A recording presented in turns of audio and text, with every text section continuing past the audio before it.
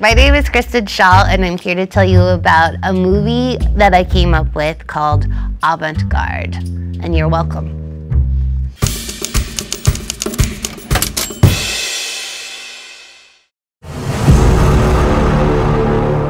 When I was 19, I came up with one of the most artistic, deep, and poignant ideas that I've ever thought of in my whole artistic career.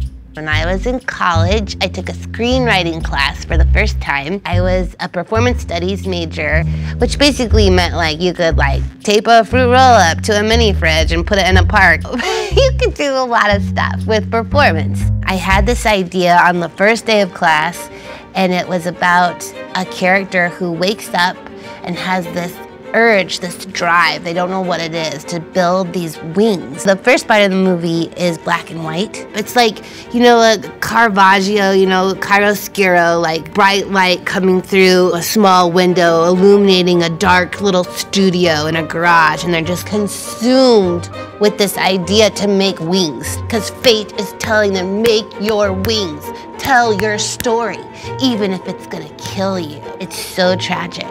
And so she builds these wings, or he.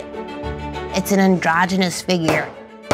Cut back to a movie theater audience, and they're watching it on screen. Cut back to the character, and he's found these different materials, he, she, and they're just like steampunky pieces of metal and like a grinder or something, you know, like a couple watches or whatever, you know, like leather straps. They've never wanted to make wings before. They're not wing makers. They're kind of made out of a bunch of junk.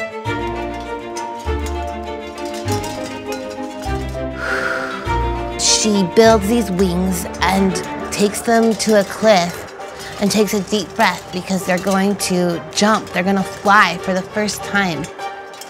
At the time, I was listening to Tori Amos nonstop, and I still am. So it could be a Tori Amos influenced like piano, bass, you know, but then there's more flourishes, more orchestra, you know, probably some Danny Oingo Boingo. What's his name? Danny Oingo Boingo. Danny Elfman.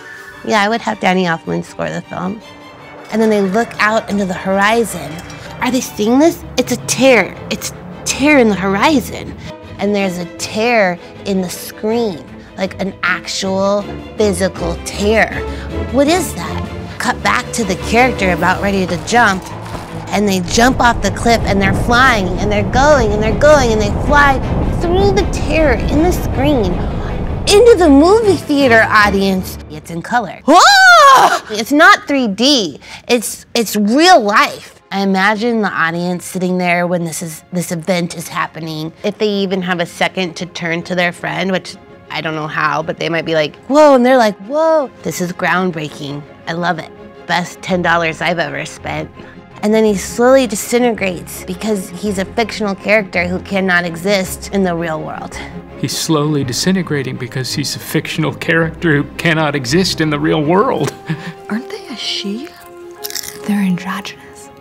Wings fall to the floor. They're still there for some reason. Those go in a museum, obviously. The critics are saying, I'm quitting being a critic because I don't know what's up or down anymore. I'm quitting being a human because I don't know what being a human is anymore. I hope this lives forever. I'd like to take my grandchildren to it because they can see the moment where culture changed. Kristen Schaal should win an Oscar for this. I'm gonna be honest with you. I know this show is like, oh, you made it and it's so dumb. Like, of course it didn't get made. You're so naive. Secretly, I don't hate it.